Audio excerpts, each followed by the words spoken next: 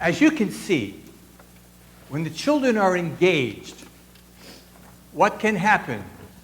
To have the feeling of what this gospel story is going to be about. And Jesus said, unless we all become like children, unless we are open to the possibilities of seeing things fresh, as though for the first time. So today's story is a resurrection reset. We'll explore what that might mean.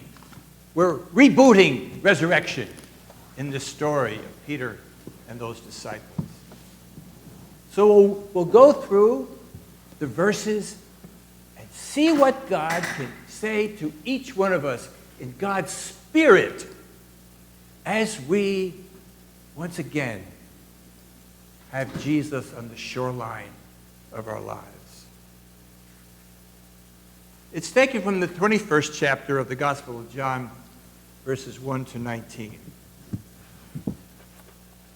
Afterward, Jesus appeared again to his disciples by the Sea of Galilee. It happened this way. Simon Peter, Thomas, also known as Didymus, also doubting Thomas, remember, Nathanael from Cana in Galilee, the sons of Zebedee, and two other disciples were together. I'm going out to fish, Simon Peter said to them. We'll go with you. So they went out and got into the boat, but that night they caught nothing. So what did these disciples do? They've had an appearance of Jesus the night of the resurrection, and then 8 days later. Here's the third one. Let's say they didn't quite know what to do with the story of Jesus coming to them and leaving. So they did what they're used to do. They went fishing. And they'll remember what happened when they were first called, when there was a miraculous draft of fish.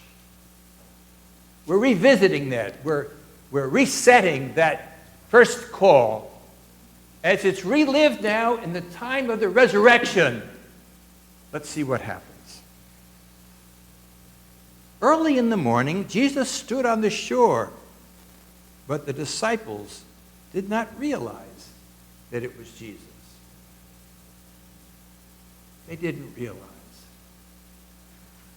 How many of us find folks near us on the shoreline, neighbors,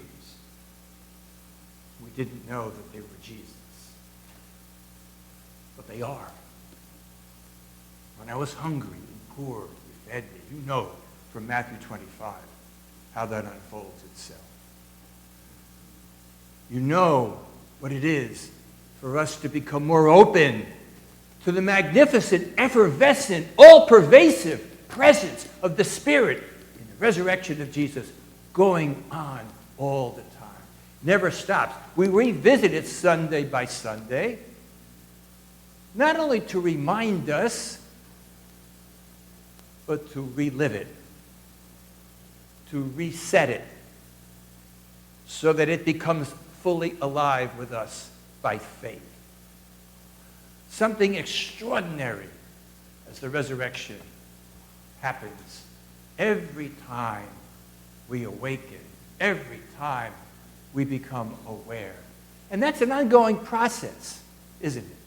We don't always aware, like a mountaintop experience, but it's always there. No matter what you're experiencing, if there's an empty pull in your net, nothing's going on. We listen to Jesus do something very, very simple, as we'll now hear. Jesus called out to them, "Friends, have you any fish?" "No," they answered. "Throw your net on the right side of the boat, and you will find some." When they did, they were unable to hold the net because of the large number of fish. might ask yourself, you're fishing on one side of a boat, the sea is wide and deep. What difference would it make, logically or humanly, to go to the other side? But they obeyed. Not a big thing to obey, just go to the other side.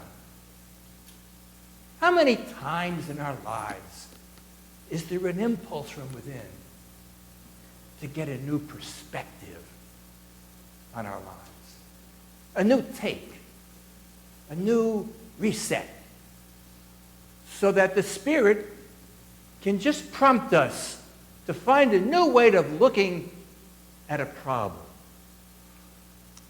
Albert Einstein once said, "No problem can be solved from the same level of consciousness that created the problem." You can't solve things on just that human level with our own inadequate consciousness or planning.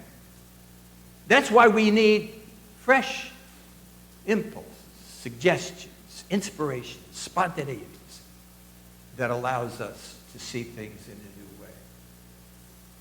All of us are real deep. We're as deep as the ocean. Our memories, our experiences, they're deep and they're lasting. And so when something reacts on the surface, and we might respond to it maybe negatively or critically or maybe even sarcastically, particularly if it was a sarcastic remark to begin with, we need to step back, fish on the other side of what we don't know, what that person has gone through from their earliest days. They might not be aware of it at that moment of a flip remark back to you, but it's deep as the sea. So we wait to see if the Lord can tell us to fish on the other side. In silence, wait, knowing from Paul that love never harbors wrong, never holds on to resentments. Its love is everlasting, it's constant. And that beautiful 1 Corinthians 13 passage, read so often at weddings, and particularly famous weddings, and we hear it read, and it's like water off the duck's back. But there it is. So, in this experience, by the side of the sea, the disciple whom Jesus loved, it's Peter, says, "It is the Lord." As soon as Simon Peter heard him say, "It is the Lord," he wrapped his outer garment around him, for he had taken it off, and jumped into the water. That's a weird picture, isn't it? You would think one would remove the outer garment and then jump into the sea. It's reversed. Peter's impulsive, just like he always has been. So he jumps into the water, and Peter says, "It is the Lord." The other disciples followed in the boat, towing the net full of fish, for they were not far from shore, about 100 yards. When they landed, they saw a fire of burning coals there with fish on it and some bread. Jesus said to them, "Bring some of the fish you have just caught." So Simon Peter climbed back into the boat and dragged the net ashore. It was full of large fish, 153. But even so, with so many, the net was not torn. The tunic of Jesus was not torn when the soldiers at the base of the cross, let's not tear it up. Let's see by lot who's going to get it. The net was not torn. During these pandemic times in which churches are trying to reset resurrection by in-person worship, the promise of the Spirit is the net is not torn. Oh, there might be people that come and go from the church, maybe even permanently or whatever, but the net is not torn. Like seeing Butch and Nancy today and remembering Butch's mother, Tina Patine from Kingsburg, wonderful, wonderful lady. I had to kind of flash back 30 years to kind of reconnect with those memories. The net is not torn. In your life, you might feel ruptured or pulled apart from memories, persons, situations. In the spirit, the net is not torn. So, when you're praying for those who feel torn from you, just pray in faith. The net is not torn. And allow your prayer for them to begin to weave what it is that's stretching that net, tempting it to break.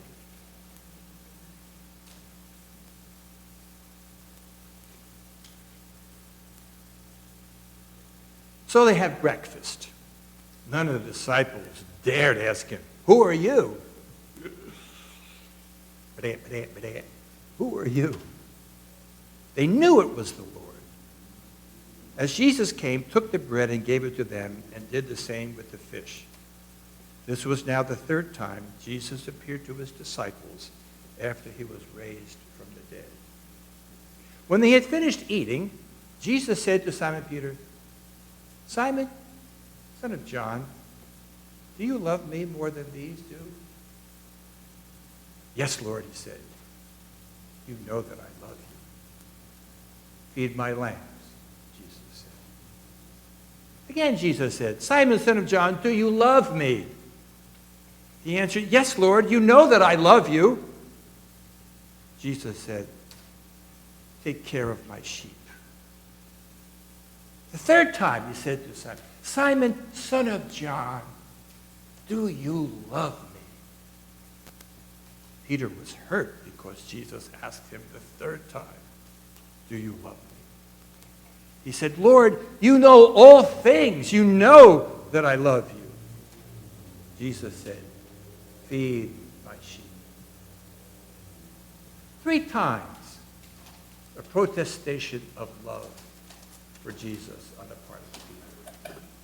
You will probably want to think of the 3 times that Jesus denied, Peter denied that he knew Jesus, when he was frightened there by another fire in another courtyard, frightened because you were surely one of them.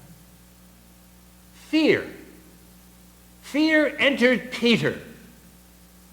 And Jesus knew that it was fear that had him denied.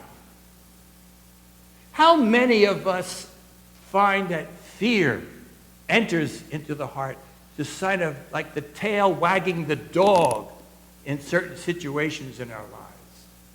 How many of us find that? We need to cast out fear by the power of the Spirit. Fear, loss of control, loss of power. You know what I'm referring to, both in our country and in Ukraine and Russia. It's all fear.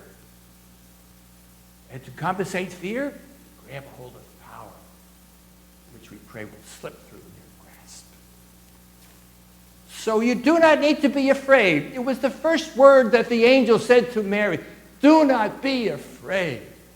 It wasn't an admonition.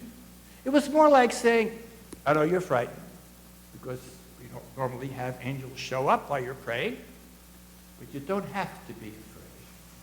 None of us need to be afraid of anything because the resurrected Christ has reset our lives away from fear. You do not need to be afraid. And Jesus knew that. And he wanted to give Peter an opportunity to experience that. Jesus had already forgiven him when he looked across that courtyard after he had denied for the 3rd time, and Peter wept because he caught the glance. He catches the glance again. Again, the glance of Jesus. And he allowed Peter to know, because of the constant love that Jesus has for Peter, it finally sunk into Peter. He knows that he's been loved by Jesus and that he's forgiven. You're forgiven already. We just need to tap into that forgiveness. Work and stuff hangs around our hearts too long. Just let the glance of Jesus to your heart of forgiveness take it all away. Very truly I tell you, said Jesus, when you were younger, you dressed yourself and went where you wanted. But when you are old, you will stretch out your hands. Someone else will dress you and lead you where you do not want to go. Jesus said this to indicate the kind of death by which Peter would glorify God. Then he said to him, follow me. Follow me.